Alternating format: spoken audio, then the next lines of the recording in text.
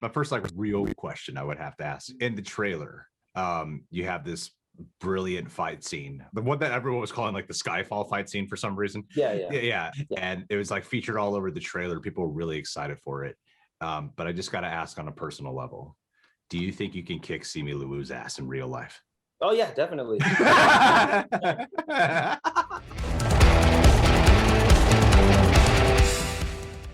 Ooh. Oh my God, this is awesome. Dang, watching you guys, like it feels like I'm seeing friends right now.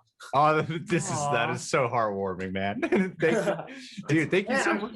I'm like, how did I miss you guys? What the heck? You have no idea the reality of what happened that day. We were standing there like trying to attract you to, you were getting closer on the red carpet to us, and then you got called away. Yeah. Oh, really? Where at which point? Okay, you know where there's, so the carpet had like the sign for guests. Then on the middle section was where the press was, where like you guys were walking down doing the interviews. Yeah. And then they had the spot where you all stood at the end of the event to pose and like the big Shang-Chi sign and whatever. Yeah. And so basically we were standing. Do you know who John Campea is? No. Don't worry about it. That makes me feel better about myself. No. So yeah.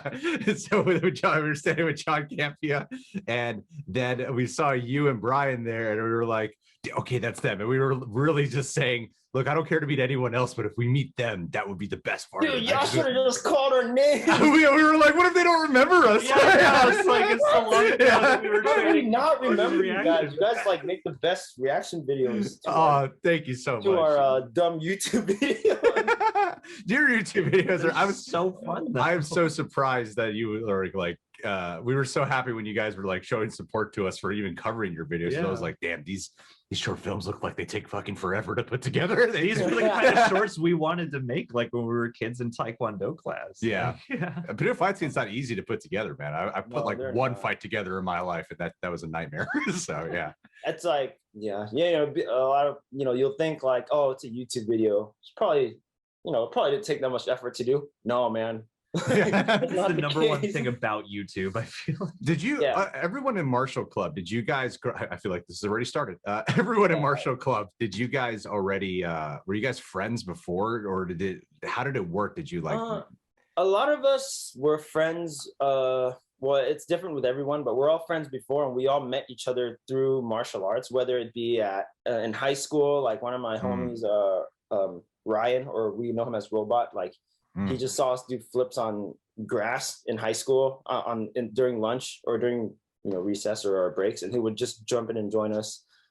Daniel, our third core member, we met him through an open gym. So it depends. Like all of us, we all kind of just came together, but we always have this organically together. We know ourselves as friends first and then teammates after. Gotcha. So that's why we call ourselves the Martial Club family, much like how Jackie Chan calls himself, the Jackie Chan family. Mm-hmm. Yeah, for us, it's kind of borrowed the same idea. I mean, sorry, no, please continue. No. I'm just saying it's not like an audition process to join, the group. we're just a bunch of friends who share the same passion to do kick-ass martial arts and make, martial arts films and YouTube videos. I wish it was an audition process, because we would be auditioning. No, we're just going to become such. No, you guys would be family right away. That would be amazing. Are you guys in California? Sometimes the shots that I'm seeing look like they're in California. No, yeah, we're totally in California. You're right about that. We're based in Orange County. Oh, okay. That makes more sense then. Yeah. Why we've never been able to successfully stalk you guys. Stumble across you guys in the park somewhere shooting.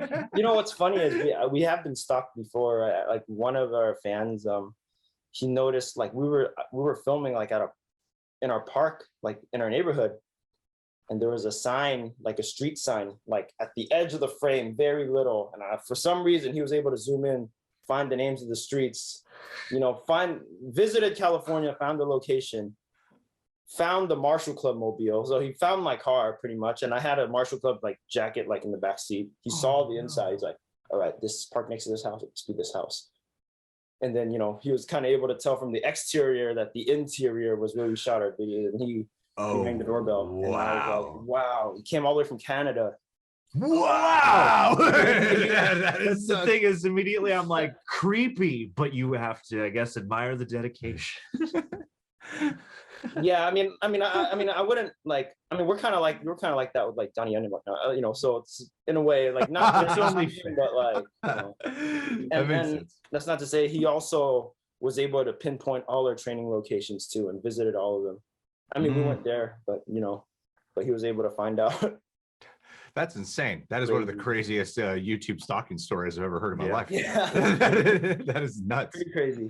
This is just my room, man. I don't have a setup like you guys right now. I mean, it looks. I think your career's doing a lot better than ours right now. I don't you're think you need a setup. You're on the cover of one movie's DVD, and now you're in one of the biggest studio movies ever. But I gotta ask though, man.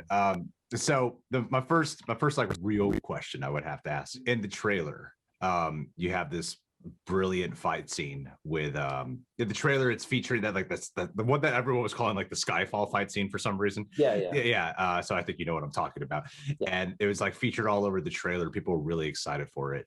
But I just gotta ask on a personal level, do you think you can kick Simu Liu's ass in real life? Oh yeah, definitely. I taught him everything. You know, I mean, I initially like in real life, not just in the movie. 'Cause in the movie, I played kind of his coach, like his martial arts instructor. Like growing up, I abused him, right? Right. In real life, I initially started on this movie as his trainer, which no way. How the chemistry played out. Yeah, I started first 2 months when he, you know, for prep, I was his martial arts coach. Me and Brian and one of my teammates, DY, we just three of us, just every morning for 2 months, we would wake up 5 a.m., drive out to the valley, train with him for like 4 hours.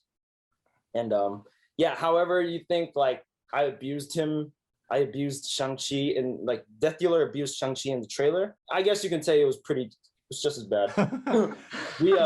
Like for him, his biggest problems were the flexibility. And he would even admit this himself. I believe he even said this on a talk show. Yeah, flexibility was his biggest problem, his biggest weakness. So we were stretching him every day, and I even have like footage like this on our phones. Like we're just like all four of us just pinning him down and just putting him in the splits and just like pushing his splits lower and lower, and he's like cursing at us.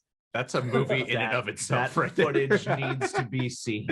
Yeah. Wait, so you were like the way how like Yeoh Wu Ping was for the Matrix films. That's what you were for him on this film. I guess you can say that, yeah, straight. But it wasn't. We weren't like practicing choreography or anything that was locked down. It was just martial arts training, just to build his foundation. Because he's athletic. He had a tricking background, so he was able to do the flips and stuff. But you know, with like martial arts, he wasn't as experienced, and of course, like first and foremost, like the foundation of a martial artist is flexibility, and that was his biggest problem. So it was just working on step one first, you know. Yeah, that's when I was younger, my brother, he would do that thing where he would put his like bend his knees, put his heels on the inside of my ankles, and then stretch me out so that way I could do the splits eventually. Yeah, we were doing that with him, except we had four of us doing that too, or three of us doing that too. So when he did the split kick that's in the trailer, that's really him doing it, and you guys got him to be able to do it to that point. I believe it was, but I wasn't there shooting that day. But if it was, then I'm proud. Like, I gotta follow up with that because, like, yeah, I did my job then. That's so, yeah, because I had from watching the movie, I would be like, oh damn, this guy's Simu Liu's had like a martial arts background his whole life. That's a bit of a martial arts and tricking. So he's very athletic, and pretty acrobatic. So it wasn't like working with someone like a normal actor or actress that was completely new. So wait, at what point then did you go from, you know, getting him into shape for, you know, the fights and stuff to actually being the Death Dealer? Like at what point did Marvel swoop in and go, hey? I'll tell you guys the story how I got involved initially. So it was Brad Allan, the late Brad Allan, who you know, very unfortunately, you know, passed away. One of the veterans of the Jackie Chan Stunt Team, and he reached out to me on Facebook, very random, and he's like, hey, I'm looking for Andy Lee, like I have an opportunity for you. And the thing is, his Facebook didn't have a profile photo, so I'm like, this could be fake, but you know, I'll take my chances with it. And so we met up for lunch one day, and it was actually him. And if you guys have seen him in Gorgeous, yeah, Jackie Chan movie, yes. So like, and he's a veteran in the Jackie Chan Stunt Team. So for me, I was like, oh my god. He told me he made a Facebook just to reach out to me, So that's why he didn't have the profile photo. Oh, no way. Yeah. Because I was like, there was another Brad Allan. I swear this was like a fake one. He's like, no, that Brad Allan's the fake one. Like, this one is the real one. I made it just to message you. I told him, like, I've had my foot in the door working in the stunt industry, and I learned really quickly that that's not what I wanted to do. Like, I wanted to do more. And that's not to downplay what stunt performers do for us. Like, the stunt performers, like, they put their lives on the line to make the actors look good. I just knew that, like, I wanted to do more. I wanted to show the world my face. I wanted to show the world like what I can do, and I want my name on it. So I told him, like, our martial club, what we do, and our philosophy and our mission. And eventually he told me, okay, well, you can start off, you can help me by training Simu first, and then if the role opens up, then I'll let you know. And as soon as it was the death dealer role opened up, he called me right away. And I've been let down so much by like false promises in this industry, because it's normal. Oh, we got a role for you. Oh, just kidding. So he told me about it. I didn't think much of it. He's like, yeah, I got this role of death dealer open for you. It's actually very you. Like, it's this ninja character. Your martial arts style is very ninja-esque. Like, it's perfect. Like, I was like, okay, yeah. I mean, yeah, I'll submit my stuff, and just let me know. And I didn't think much of it until like, a couple weeks later, I got a call from the casting agency, and they were like, oh yeah, we would like to book you for this role. No audition needed. And yeah, that's awesome. Unheard of in a Marvel film, right? Yes. No audition needed. And I was like, oh snap. And I just, at this time, I had like Brian, my brother Brian, and my other brother, my martial brother Daniel, I was from Martial Club. They were with me. The trio was together when I got that phone call, and we had this moment of like, dude, we came from YouTube, man. Yeah. Let's go, dude. For a Marvel film. So yeah, that's how it happened. So it started off, just helping out Brad, training with Simu, and then eventually it escalated to that, and that's how it happened. It was only a matter of time, to be honest. Like, I think we would say that when we would cover some of I already knew that. Yeah, I mean, I already knew that. And I'm still telling myself now, we remind ourselves every day, dude, this is just the beginning. What's funny was, like, yesterday, we did our very first comic book signing. I never thought I would be doing a comic book signing. And it's just like, it's kind of weird. But at the same time, it's like, all right. Don't let this get to your head. This is just the beginning. And we're just like, we're telling ourselves that every day. So. Well, yeah, I feel like I get the sense that you're a visionary, you're determined, you're very disciplined, and that, like you said, that it was only a matter of time before something would happen, and you believed that it would. Yeah. I got to ask, though, which part of the process, has any of it been surreal for you? It's been surreal since, like, first meeting Brad was crazy, because I have like Martial Club, like I said, like the Martial Club family, we model ourselves after like the Jackie Chan Stunt family, like we call ourselves a family. Like Jackie Chan is like my number one. So, and just rubbing shoulders with, I've rubbed shoulders with Jackie himself, and now rubbing shoulders with Brad Allan. It's like, it's been surreal since like working with people you look up to. Because for me, generally, I don't get starstruck. If I meet like a celebrity, like I don't care much for it unless this person has had a really positive impact in my life. Yeah. So for me, first it was Jackie, and then it was Brad, and that just kind of escalated moving into the Marvel film. You're working with all these veterans. We're Michelle Yeoh, and Michelle Yeoh wasn't new either, because I worked with her in a film previously. And so we're just working on 2 films back to back.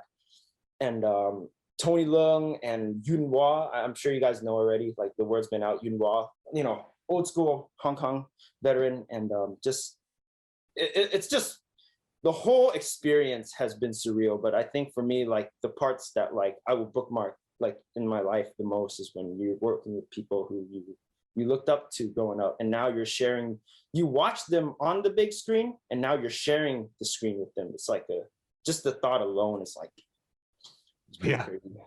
That's probably one of the best answers I could have ever heard from something like that. Yeah. That was really touching, man. That was very touching. Because Brad Allan was, I saw Gorgeous quite a bit when I was a kid. I've seen both the English and the original. And It's funny because he speaks English in the original, but then they dub him in the dub. I'm like, what's the point? I guess to match the rest of the dubbing. But he's also in Who Am I? Like, I remember watching the Jackie Chan documentary of all the stunts that he would do, and I was like, yeah, and he doubled for Ron Smortenberg, the Dutch kicking guy. Yeah. He couldn't get the choreography down. I was like, oh my god, Jackie Chan getting upset. That's pretty scary. I mean, dude, I wouldn't want to be on Jackie's bad side. No, right? Yeah. Imagine that. He's such like a fun guy. I mean, but with this quality of like you still talking about doing all the like the stepping stones and whatever, I remember I did not know I don't think you knew either. We did not know you were the death dealer until someone actually the person who introduced us is a friend of ours named David Gandy, and then he's the one who first encouraged us to watch your channel, and that's how we got into it. So David Gandy's like the main reason we shout out to David Gandy. Shout out to David Gandy. That's what I was trying to do. I was trying to reel that out of you. Thank you. But I remember that when that first trailer came out, there were so many thumbnails of your character, of the death dealer. Was any of that like, oh my god, this is actually happening, or were you like, nah, I expected it? A little bit of that, but like you said, only a matter of time, right? And and like I know we're shooting for the stars, so like we know we're gonna be like the next generation of martial arts action. Like that's something that's already locked in our brains and like in our destiny. We already know that. So not to get cocky with it, but like when it gets like when that stuff happens, it was a bit of like, oh snap, it's happening, but it was supposed to happen. So let's just keep our heads down and keep working. Well, I think to get to the not to like blow smoke up your ass or anything like that, but I just think that to get to the point of where you're at, just even skill wise, creative wise, you got to have that level of confidence to be able to do it, or at least that level of determination within yourself, like that philosophical perspective. So yeah, to me, I'm like, it's manifestation backed with hard work, you know? Yeah, like the experience is nothing different from martial arts, because martial arts, learning a punch or a kick and learning to do it properly, it takes time, and it's not just, there's a whole process, you know. You learn, you got to build the physicality to do it. So let's say you learn a side kick, you got to build the flexibility for it, you got to build the strength for it, and then eventually you rep it enough, you just do this one side kick enough until that one side kick means something to you. It's not just a side kick. Now the side kick has your, you want to be telling your life story behind this one side kick, you know? So it's like this experience of building, like just learning a side kick to being able to perform it in a way that's ultimately you and mastering it. It's like, it's just like how it is in real life. In real life, you got to grind, you got to do your due diligence. And so the process of starting from scratch, coming up and succeeding at something, it's not like a process that's lost on me. It's nothing new. Did you, I got sorry, John, let's get so fascinated here. Did you get into martial arts with the intention of going into filmmaking and fight choreography? Because I've met a lot of those. I did like martial arts for like 10 years in the past, and I would meet a lot of people in that category, especially at the rise of Jackie Chan in the States. Was like a lot of people were suddenly going to dojos and stuff like that. Yeah. So was that like part of your intention to go into filmmaking, or was it a different draw at first? I was definitely inspired by film. Like my first exposure to any martial arts was through film. Like I remember watching, you know, Wong Fei-hung, Jet Li, Bruce Lee, Jackie Chan kicking 10 guys at once. And, you know, like I said, me being like someone who got bullied a lot, that does something to you. And I knew, like at a very early age, I wanted to be just like the heroes I saw on screen. I didn't know that I was going to do it like them, that I would actually be on a screen and do it. But I just knew I wanted to change the world. I already knew that at a very young age. And it started as just a pure passion for martial arts. It wasn't to do movies or for anything. Actually, I would say the drive to do film or the industry is rooted in my passion for martial arts. I wouldn't be working in this industry if it weren't for martial arts at all.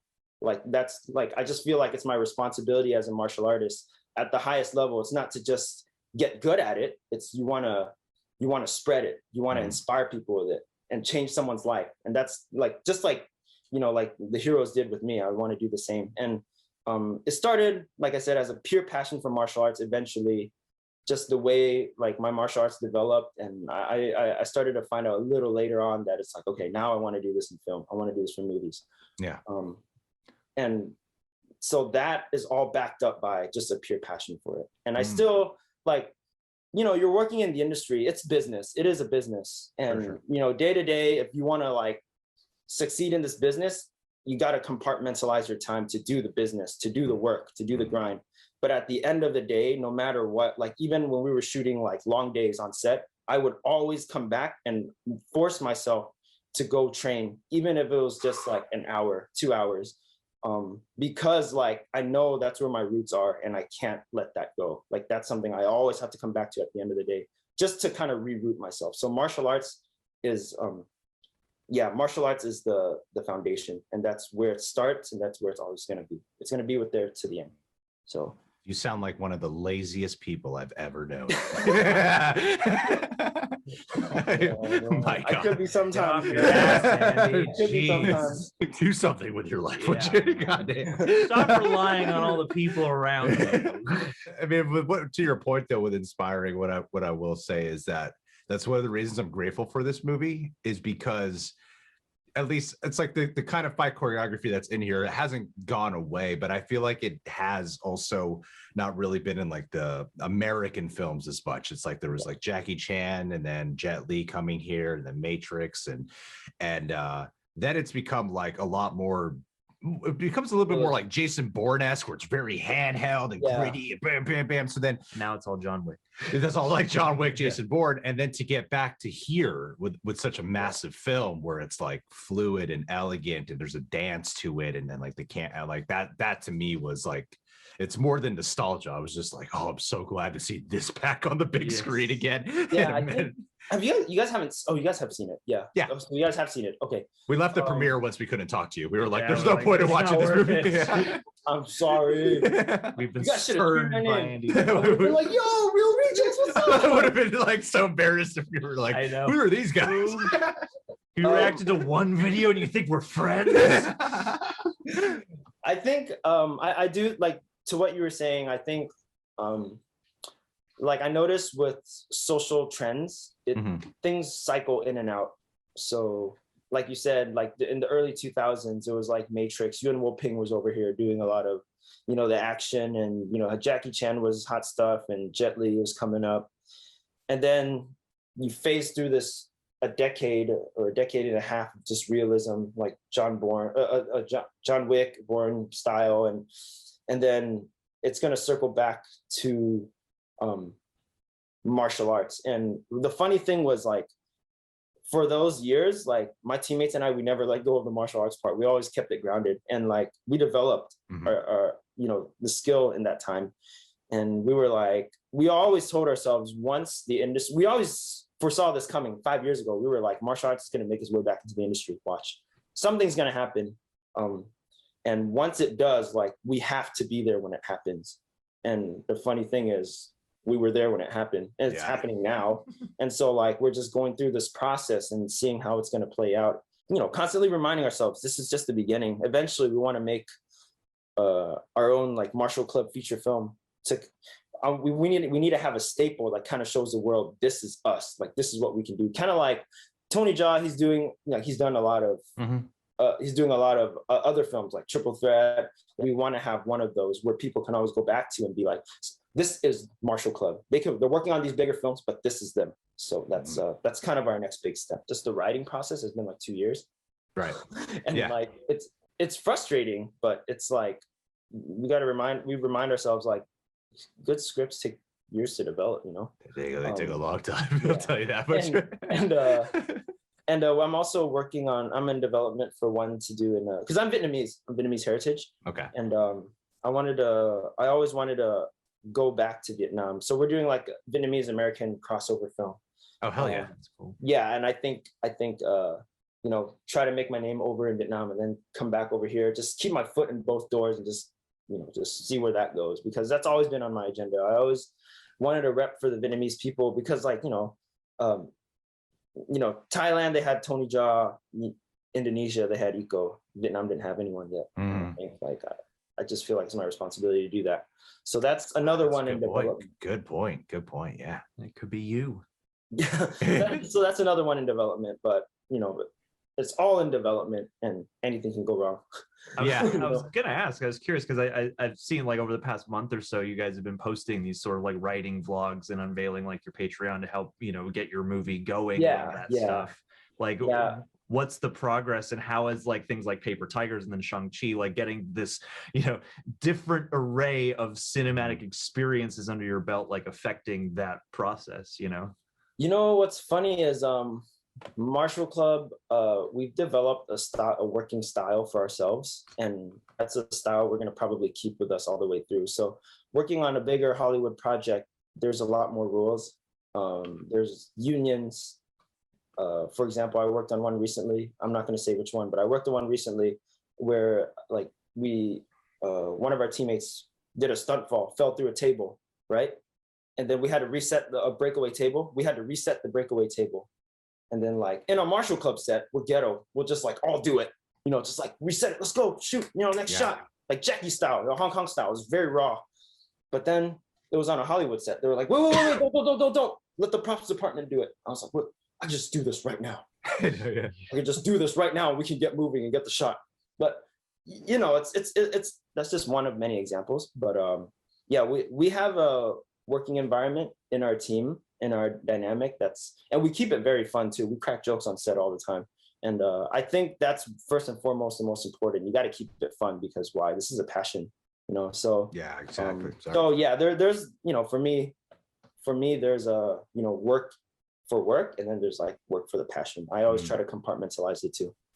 And is that part of the passion, like wearing all the different hats and kind of getting to be every different department? Like, ideally textbook, that's not the way to go, right? But I noticed, and I take a lot from Jackie. Jackie's always been my number one. Jackie is notorious for wearing all the hats. And I've seen it himself. I worked with him once. He would bend over and pick up the props and put it back in place. And like, I'm watching that in real life. I'm like, dude, like these documentaries about him aren't fake, like they're real. Like, so, I picked up a lot of that from Jackie, learning from the process. And, since we're doing YouTube, we don't have a choice. We don't have a budget. We can't hire a camera team or like the lighting department. We just got to learn to do it ourselves. And I think once you learn the whole package yourself as an artist, you can package everything together to your specific vision. Exactly. Well, it takes on a unique energy too. Well, I would say with that DIY quality that you guys have, it really made me curious on the choreography for Shang-Chi, because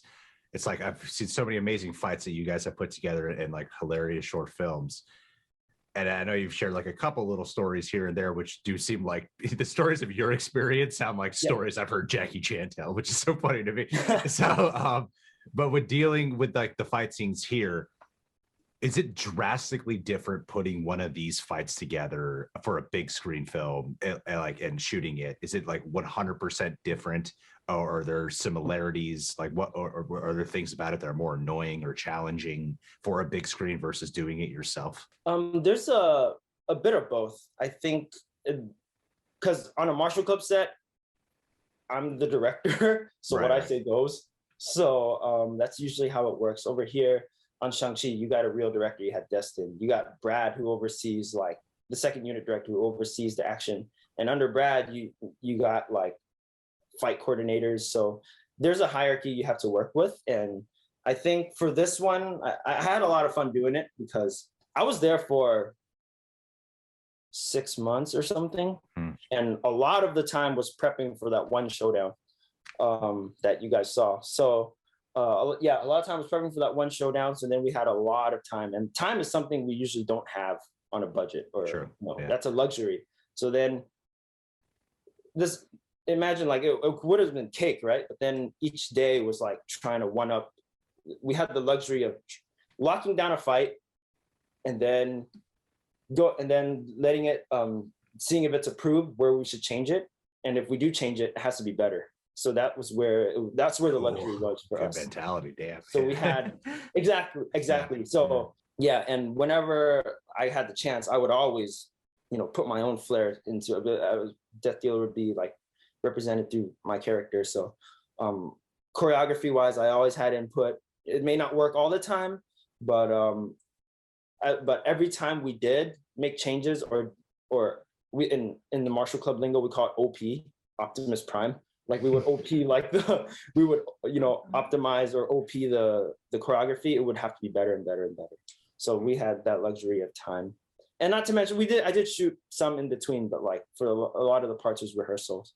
Right. Yeah.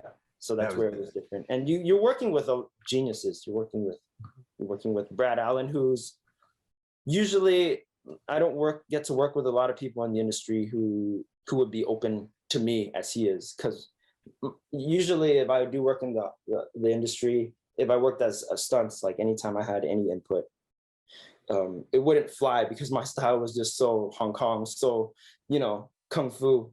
But Brad was pretty open to my input, and you're working with people who all collaboratively we want to just make it better, so it just works out that way. I love your answers because you keep answering a bunch of questions that I already had written down.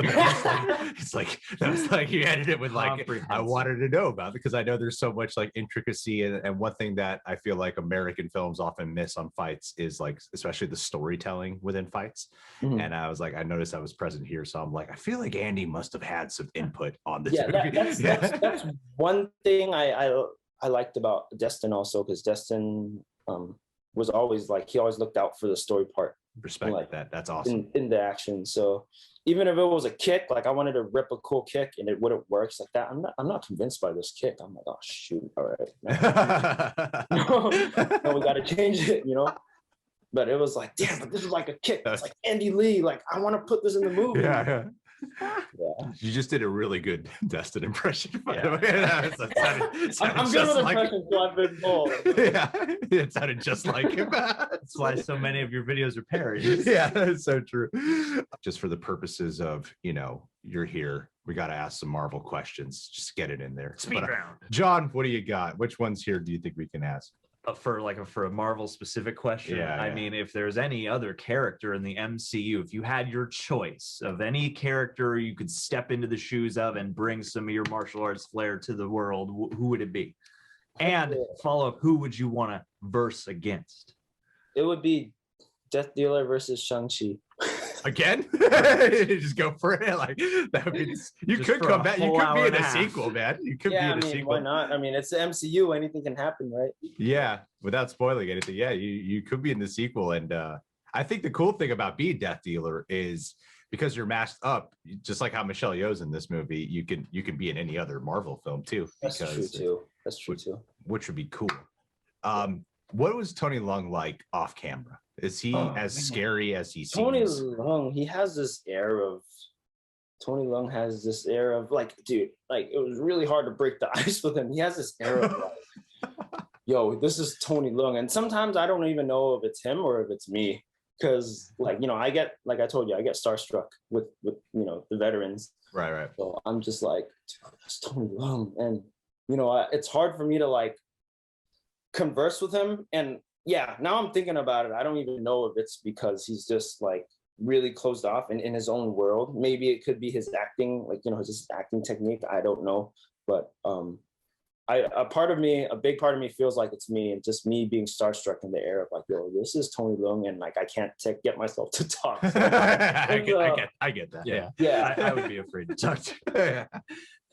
I mean, is there other than Simu, because it sounds like you spent so much time with him, is there another member on the cast who you found yourself really clicking with the most? Yeah, I mean, I feel like I clicked with everyone. Like Michelle Yeoh, obviously, she's the queen. I've worked with her in a film, like I said, I worked with her in a film prior, so it was like familiar, and we had a bit of an exchange, an action exchange in the finale, and it was just like the chemistry was already there because we worked together before, and just outside of work, like we just get along. And same with Awkwafina. I love Awkwafina. She's really funny, man. She's exactly like how she is in in her shows and in the movies. She's cracking jokes all the time. And Wong, I got along with Wong also. I don't know what it was, because for me, it's like I'm it seems like everyone like has seemed to take a liking to me also, but I'm just questioning like, guys, I'm like a newbie here. Like I'm like a baby, like, but I think it's because they've told me that it's because I'm a very genuine person. That's why they like me. So that's why I guess I got along with all of them in that way. You're really a manipulative sociopath, Andy. No, but really, I got along with the cast the most. The cast, I love it. They're like family. That's awesome. So, okay, that's really good to hear. And did you talk to Ben Kingsley at all? I don't know what the conversation. Ben Kingsley, he wasn't. I don't think we worked together for too many days. So you have to train. I was able to say hi and whatnot, but I missed him for the most part. I wish I had to spend more time with. I got to spend more time with him. I imagine that you're like starstruck around certain. Oh yeah. But Ben Kingsley's like, you're just Ben Kingsley. He didn't inspire me to be a martial arts action hero. It's weird. It's weird because it's like you're sitting in a in a green room of too many like a lineup of stars, and it's like the air altogether is just like, this is like weird. It's very heavy, it's like it's very heavy in there because it's because everyone here is established. Everyone in this room is established but me. So I'm just like, okay, don't say anything stupid. Like, don't do anything stupid. Don't make yourself look. Don't make a fool out of yourself now. I can get that, but you're still established though, and like in terms of like the internet presence, you have like definitely one of the strong, like a really strong one. You really think so? I think so. Maybe I don't know. I try not to. The numbers don't. I try not to let the numbers get to me. Stay humble about it because I think that's smart. Yeah, staying down, like keeping yourself in that underdog mindset forces you to fight harder. Keep growing, keep climbing. Yeah, very true. And that's why just one, because I resonate a lot with kung fu movies. Sorry, I totally brought this back to kung fu films. Please do. I resonate a lot with kung fu movies because a lot of the stories they tell are revenge stories and stories of like anger, and I feel like I'm an angry person on the inside, so that's why I have to channel it through the art, and that grind mentality comes from something within, and when you see stories like that, it resonates with you. Because I got bullied a lot as a kid, so that's why I have like a inner like demon I let out through the art and the journey also. I think that's why I've never forgotten this first sketch we saw of you guys, the expectations versus reality sketch. No. I've never forgotten that. And that idea of like, it's because most people I meet who like do martial arts based like videos tend to only show like a very serious side of them. Yes. And it was refreshing to see like, oh damn, they got like the comedy down too. Yeah. But also that dynamic. Like I remember the first one that really made me crack up was when that woman is being like in danger robbed or something. Yeah. And then like you save her, but then in reality you just like walk away. And I'm like, that's like the inner child who's afraid in all of us. So that I thought that actually resonates so well with a lot of people. Like that was the one that I felt was like really connective, and it was it's always stuck with me. Like specifically that bit has always stuck with me. Which bit? It was the one where the woman's getting mugged. Oh, and then it's like you fantasize yourself as an action hero. And you save the day, but in real life, it's like you're the scared little child within who's like, "Go away!" I'm like, that's so. I think it's so relatable. Yeah. It's very relatable dynamic, and those videos. I think we did a couple of those during quarantine, and we were like shooting those because it was just me and Brian. Mm-hmm. We lived together, and we were locked away from everyone else. There were a couple of those expectations versus reality, like those fun videos we did like on just a tripod. All on tripod, reset the shots, and like in post we would like kind of scale it to make it look like it's not so tripod-y in a way, so it looks smart. Yeah, it's weird, man. But those days. And now you're making big movies. You snob. No, the thing is, I would be happy to go back to making fun videos anytime, like those make me happy. Like being, just like being to be able to make fun videos with your friends and laughing and, you know, cracking jokes on set and just like making it up as we go, like the freedom of it and the art of it, like you can't, you know, and you never want to lose that. And I would like be happy. Like I could be working on the biggest movie, but like if you ask me to go back to making dumb YouTube videos, I don't mind it, dude. It's fun. It's fun. I could definitely see a scenario in your career where you're doing these big Hollywood movies and then you have to deal with like how Jackie Chan would have to deal with like, man, I hate waiting around and it just takes too long and like, come on, I just want to get it done. Then I could see you go like, I need to go back to my roots. Yeah, like, I can see you having that happens all the time. Yeah. I feel like it's an innate like artistic need. It's kind of like how I said, like working on, you know, bigger Hollywood sets and then like sometimes it would be draining and I would just go back and train. That's like me telling myself like, okay, I got to go back to my roots, got to go back to my roots, got to go back to my roots. And we would shoot, like I would always like ideas for like dumb, fun shorts would always come like this after I get drained of my soul, you know? So it's normal. And when Jackie talks about that, I'm like, dude, I get that. And, you know, who work on these big Hollywood sets, go back to Hong Kong, you know? Right. Well, dude, this is I mean this the utmost sincerity. This is like been an absolute delight, and I really appreciate it. Yeah. Of course, no. Thank you guys for having me. I always wanted to be on your channel. That means so much. You can go on any fucking time you want, man. Like, come on in, react to some stuff.